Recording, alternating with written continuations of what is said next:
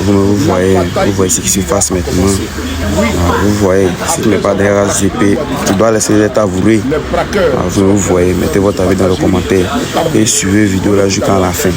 Alors, le 27 janvier, quand le congrès finit le 26 janvier, le 27 janvier, tu n'es pas RHDB, tu libères le tabouret.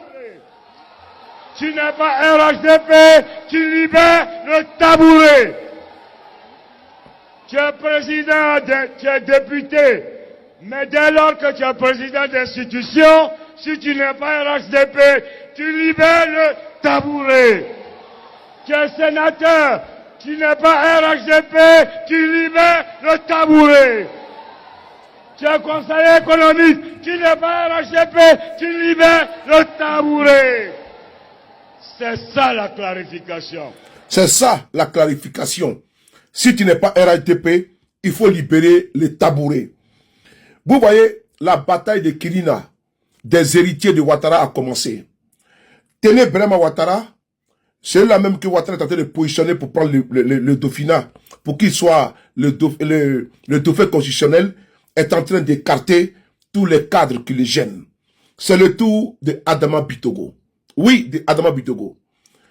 Aujourd'hui, vous voyez clairement que M. Guillaume Soro a eu raison très tôt de quitter ce fourre-tout, cette brouillabaisse, où c'est malsain, avec un climat délétère, la revanche, oui, les règlements de compte, on va te broyer. Ce sont les propos de Téné Brema Ouattara.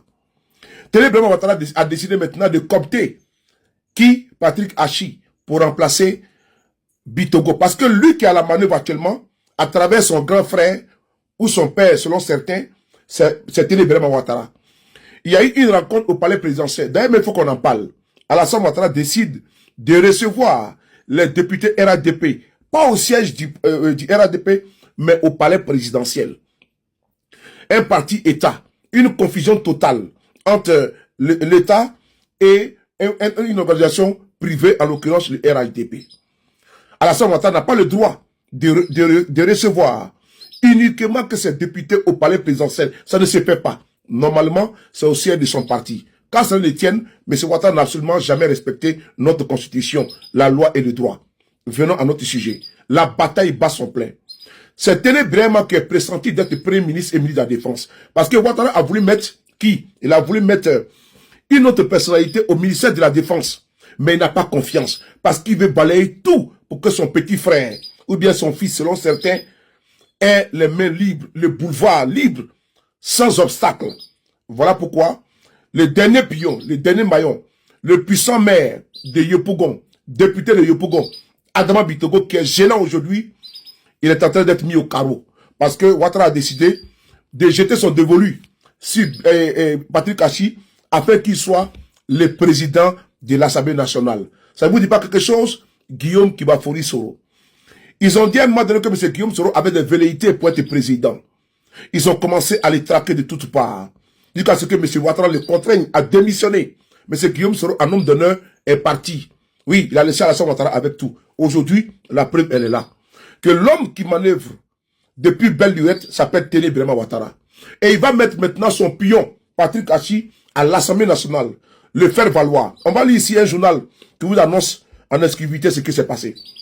En Côte d'Ivoire, Patrick Hachi désigné candidat du Rassemblement des Républicains à la présidence de l'Assemblée nationale. Selon nos informations, l'ancien Premier ministre a été désigné par Alassane Ouattara pour succéder à Adama Bitogo au perchoir. L'élection doit avoir lieu dans les prochains jours. Selon nos informations, Patrick Hachi sera le candidat du RADP à la présidence de l'Assemblée nationale. L'élection doit avoir lieu dans les prochains jours. L'ancien Premier ministre a été choisi par le président Alassane Ouattara pour briguer ce poste clé, occupé depuis 2022 par Adama Bitogo. Le chef de l'État en a fait l'annonce lors de la réunion du président du parti au pouvoir ce 15 janvier à Abidjan. La bataille de Kilina bat son plein. Les bandits, les malfrats, les braqueurs, pour employer le mot du président Babo Laurent, ont fini de braquer, c'est l'heure du partage du butin. Adama Bitogo aujourd'hui est dans l'ère du cyclone. Beaucoup de cadres, beaucoup de personnes qui ont suivi Alassane Ouattara aujourd'hui sont en train de comprendre qu'il ne fallait pas suivre Alassane Ouattara dans son aventure présidentielle. Parce que l'ingratitude, l'ingrat fiefé, l'incarnation de l'ingratitude s'appelle Alassane Dramane Ouattara. Il l'a fait avec le PDCI RDA. Le PDCI RDA a soutenu M. Ouattara en 2010. Arrivé aux affaires, on a vu ce qui s'est passé. En 2015, le PDCI a fait la paix de Daokro et le président Bédia a été trahi par qui? Par Alassane Dramane Ouattara. Une fois de plus.